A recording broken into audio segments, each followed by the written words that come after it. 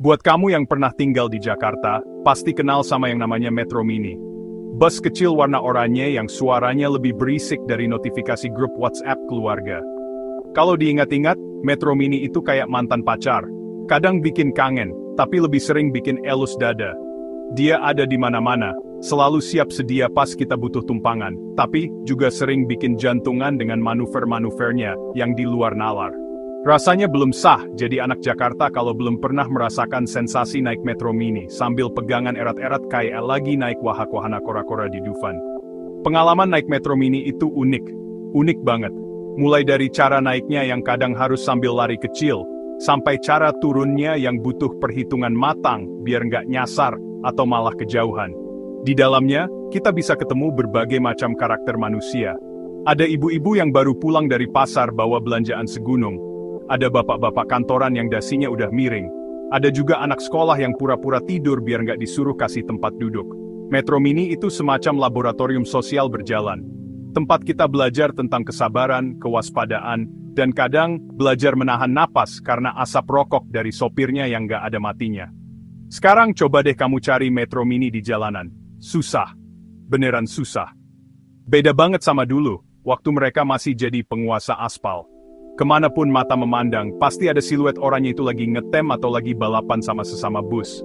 Kehadiran mereka yang masif itu bikin mereka jadi ikon. Kayak Monas, kayak Kerak Telor, Metro Mini adalah Jakarta. Mungkin bukan bagian yang paling cantiknya, tapi jelas salah satu bagian yang paling berkesan. Kalau Jakarta itu sebuah film, Metro Mini ini bukan pemeran utamanya Spa, tapi pemeran pendukung yang paling nyolong perhatian penonton. Jadi, membicarakan Metro Mini itu bukan cuma ngomongin soal transportasi umum. Ini soal nostalgia. Soal kenangan masa-masa di mana semuanya terasa lebih sederhana, walau mungkin lebih semrawut. Ini adalah cerita tentang sebuah kota yang terus bergerak, dan tentang sebuah legenda berwarna oranye, yang pelan-pelan tergerus oleh waktu. Esai ini adalah sebuah usaha untuk mengenang kembali si raja jalanan yang pernah berjaya. Mari kita mulai perjalanan ini. Semua legenda pasti punya awal mula. Kisah Metro Mini dimulai pada era 1970-an, tepatnya 1976. Waktu itu, Jakarta lagi sibuk-sibuknya membangun diri. Gedung-gedung mulai tumbuh, jalanan makin ramai. Jumlah orang yang butuh mondar-mandir dari rumah ke kerja meningkat. Transportasi umum saat itu terasa kurang greget, kurang bisa menjangkau sudut-sudut kota. Gubernur Bang Ali Sadikin pusing.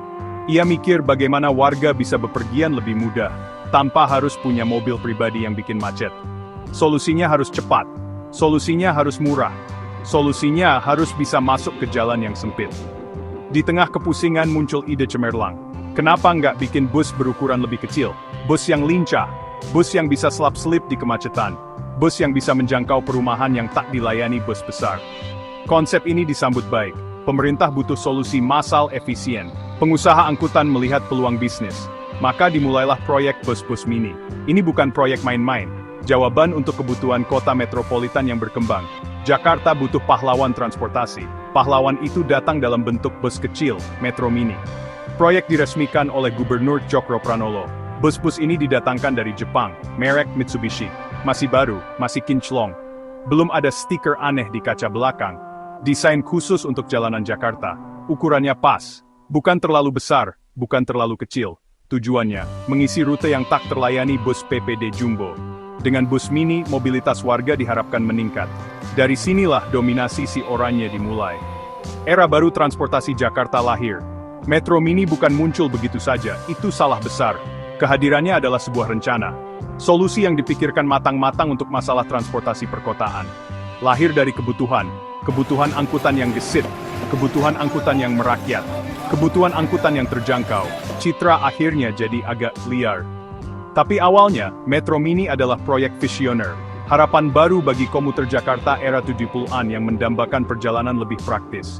Dari sinilah legenda bermula, dari ide sederhana untuk membuat Jakarta bergerak lebih cepat.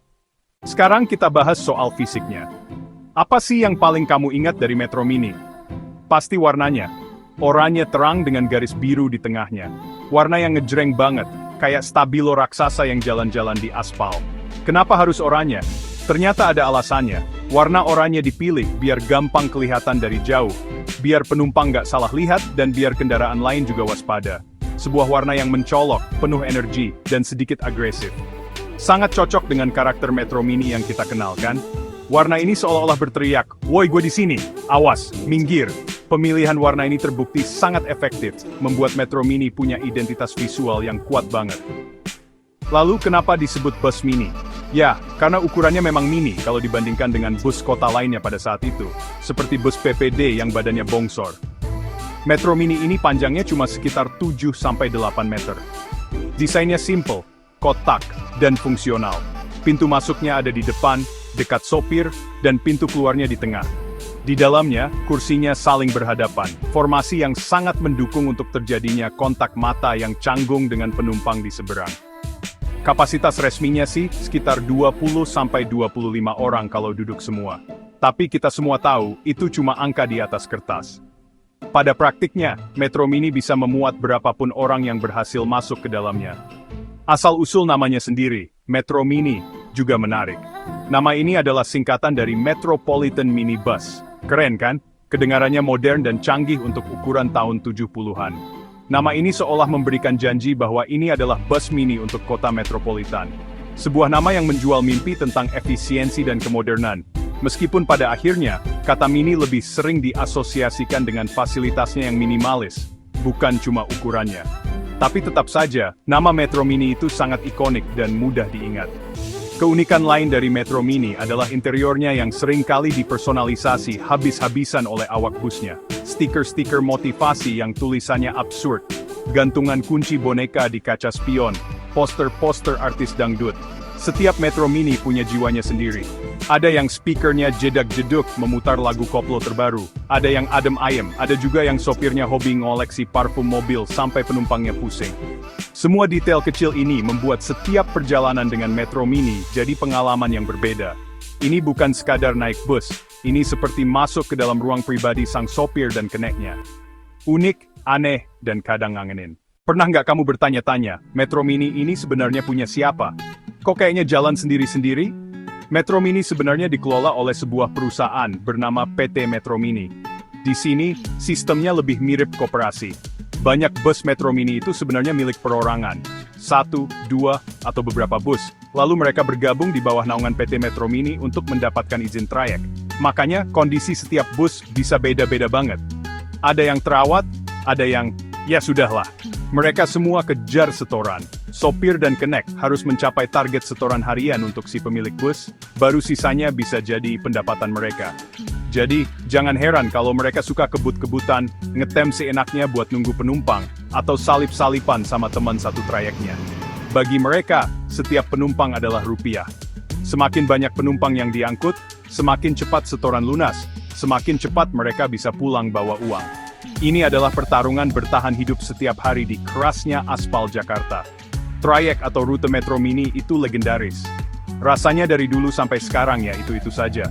Misalnya, S69 jurusan Blok M Ciledug, tempat 47 jurusan Kampung Melayu Pondok Kopi. Nomor-nomor ini sudah seperti kode rahasia bagi warga Jakarta.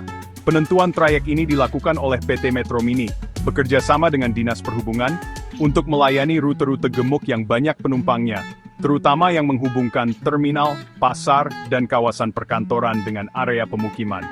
Trayek-trayek ini jarang sekali berubah, membuatnya jadi andalan bagi para pengguna setianya selama puluhan tahun. Struktur organisasi yang unik dan sistem setoran inilah yang menjadi dua sisi mata uang bagi Metro Mini. Di satu sisi, sistem ini membuat Metro Mini bisa bertahan begitu lama dengan model bisnis yang sangat ramping. Tidak perlu ada manajemen pusat yang besar dan gemuk. Di sisi lain, sistem ini juga yang membuat standar pelayanan dan keselamatan jadi sulit dikontrol. Karena fokus utamanya adalah kejar setoran, faktor-faktor seperti kenyamanan penumpang atau kelaikan armada seringkali jadi nomor 2. Inilah dilema terbesar dari sang raja jalanan. Di balik kegagahannya menguasai rute, ada sebuah sistem kompleks yang membuatnya sulit untuk berbenah dan beradaptasi dengan tuntutan zaman. Era 80-an hingga akhir 90-an adalah puncak dari segala puncak kejayaan Metro Mini. Kalau kamu hidup di zaman itu, kamu akan lihat pemandangan yang sama setiap hari. Lautan bus oranye di setiap sudut jalanan Jakarta.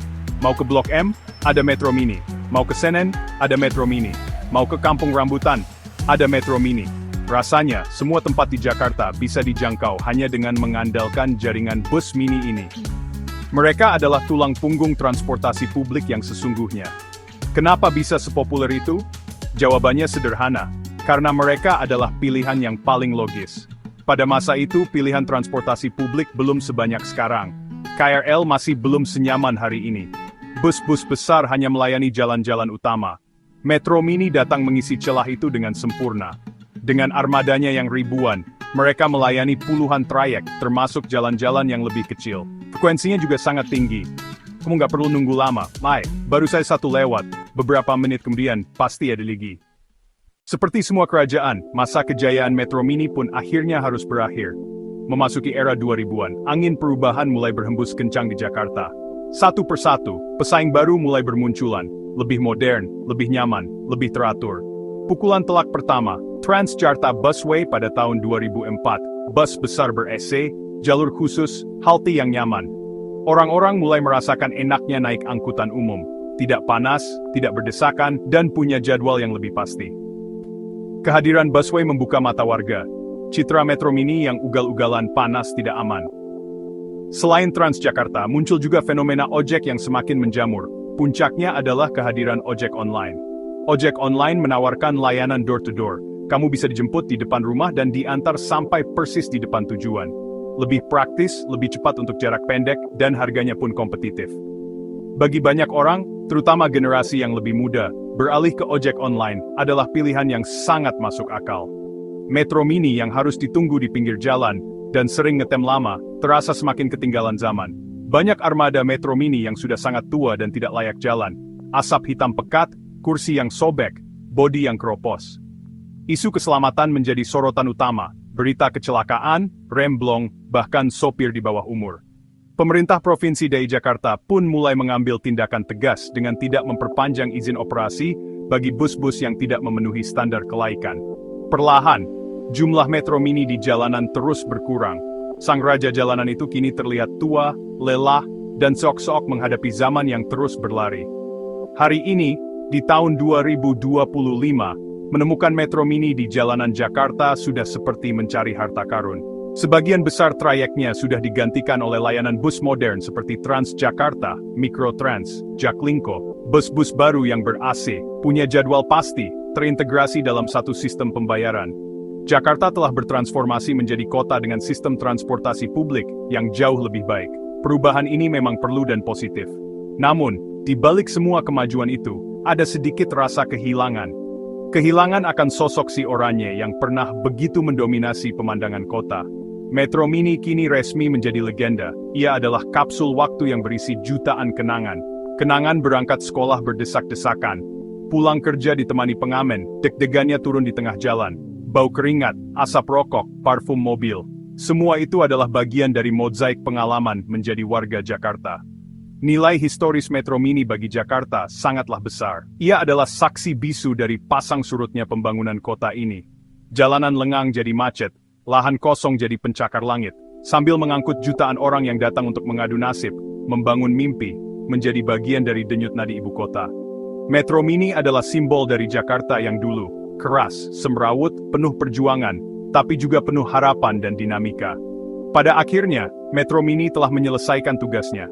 Ia telah mengabdi, melayani, menjadi bagian tak terpisahkan dari sejarah transportasi Jakarta.